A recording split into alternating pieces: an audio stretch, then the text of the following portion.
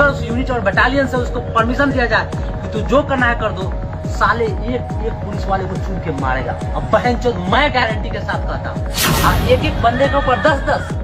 अरे अगर असली मर्द की औलाद होते तो अकेला क्या 10 भी होते ना, और आउट ऑफ रूल उसको बता कर देते। एक एक को घसीट कर नहीं मारता ना तो फिर मेरा भी। और सबसे पहले तो मैं आप लोगों को बताना चाहूंगा कि ये जो घटना घटित हुई है, जो वहाँ के पुलिस सिस्टम ने एक फौजी को दौड़ा दौड़ा के मारा, ऐसा बताया 200% दावे के साथ कह सकता हूँ कि वो फौजी गलत नहीं होगा, क्योंकि अगर वो गलत होता तो वो शांत होकर के पीटता नहीं। एक फौजी हमेशा क्या है, थाउजेंड्स ऑफ रूल से बंधा होता है, इतने सारे नियम कानून से वो गलत कर ही नहीं सकता है। और अगर गलत किया भी होगा तो 50 बार सॉरी बोला होगा, लेकिन उसके बावजूद भी उसको घसीट करके बाहर निकाल करके पीटा है। क्या सोच रहे हो, एक को 10 मार रहे हो तो शांत है? गलत फहमी में मैं बता रहा हूँ। अगर उसको खुला छोड़ दिया जाए, अगर उस यूनिट और बटालियन से उसको परमिशन दे दिया जाए कि तू जो करना है कर दो, साले एक एक पुलिस वाले को चुन के मारेगा। अब बहनचोद मैं गारंटी के साथ कहता हूँ। अब बिहार के अंदर जितने भी फौजी है, पूरे डिस्ट्रिक्ट बिहार की बात कर रहा हूँ, जितने भी फौजी है, जितने भी मेरे आर्मी पर्सन है, वो उनका साथ दे। और अगर वो बंदा सही होगा तो किसी माई का लाल ने पैदा नहीं लिया है कि उसको सलाखों के पीछे बांध करके रखेगा।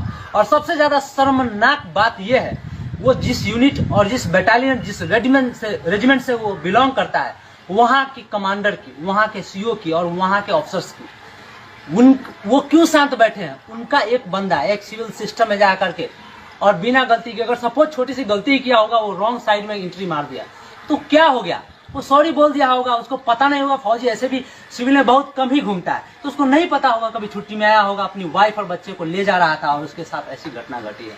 उसके बावजूद भी, सॉरी बोलने के बावजूद भी उसके साथ इतना शर्मनाक घटना, जो कि पूरे भारत भर में अभी वीडियो वायरल हो रहा है। कितने शर्म की बात है। हर एक फौजी को शर्म से डूब मरना चाहिए, और उससे पहले उस यूनिट और उस रेजिमेंट और उस बटालियन को शर्म से डूब मरना चाहिए जिसके बंदे के साथ ऐसी घटना घट रही है और शांत अपना यूनिट में बैठा हुआ है। वो बंदा उस सलाखों के पीछे रहेगा और देखते हैं कौन उसको बंद करके वहां पे रखता है। और हम अपने पूरे बिहार के सभी फौजी भाइयों से कहते हैं, हम सब जो भी है यहाँ पे छुट्टी पे, कहीं भी किसी यूनिट में, कहीं भी रेजिमेंट में, उनको, वो उनके ऊपर नहीं हुआ है, एक वर्दी के ऊपर हुआ है। ये वर्दी के ऊपर दाग लगा है और वर्दी के ऊपर उंगली उठाया। अगर आप लोग कुछ नहीं करेंगे तो ये कल हो सकता है कि आपके ऊपर भी ये चीज हो सकता है, राइट। और बिहार में सबसे बड़ी बात चीज मैं बता दूं, आपके पुलिस सिस्टम में, चाहे वो एसपी और DSP, IG, DIG, any one of them, I guarantee कि नन ऑफ देम बात करने का तजुर्बा और तरीका ही नहीं पता है। ये ऐसे बात करते हैं ना कि आप सुनेंगे ना तो आपको सुनते ही गुस्सा आ जाएगा, बोलेगा ए। लेकिन फिर भी हम डिसिप्लिन्ड है, हम उस चीज को ओवरलुक कर देते हैं। और हम ही नहीं, बिहार के जितने भी फौजी हैं, लेकिन उसके बावजूद भी इसके साथ ऐसी घटना घट रही है। तो भाई तुम चिंता मत करो, यहाँ पे बिहार के अंदर जितने भी फौजी हैं, हम सब तुम्हारे साथ हैं।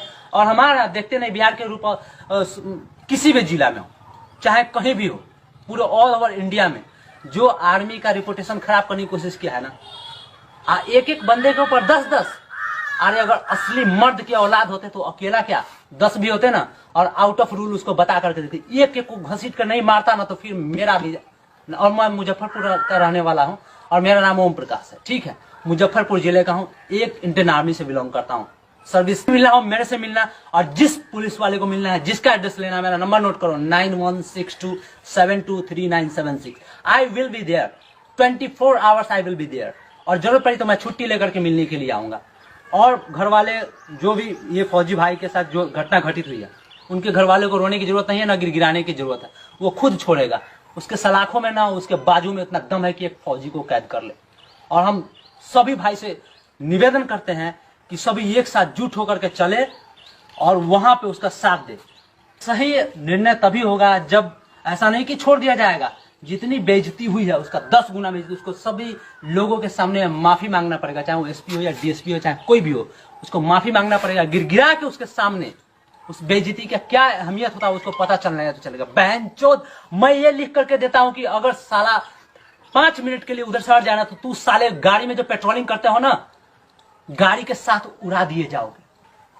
कहां जाएगा ना शरीर का चिथरा चिथरा, बहनचोद पता नहीं चलेगा।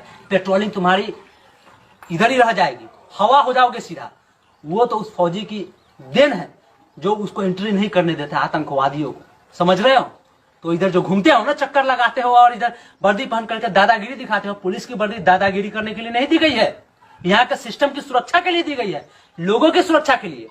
और आप उसका हनन कर रहे हो। हमारे जैसा होता मैं उधर ही मार डालता, 10 एक के पीछे 10 पड़े थे ना, 5 को तो उधर ही सुला देता, उसके बाद बात करता नियम कानून।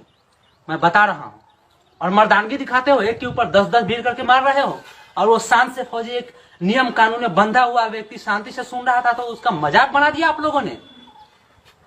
खबरदार अगर दोबारा ऐसा हुआ तो।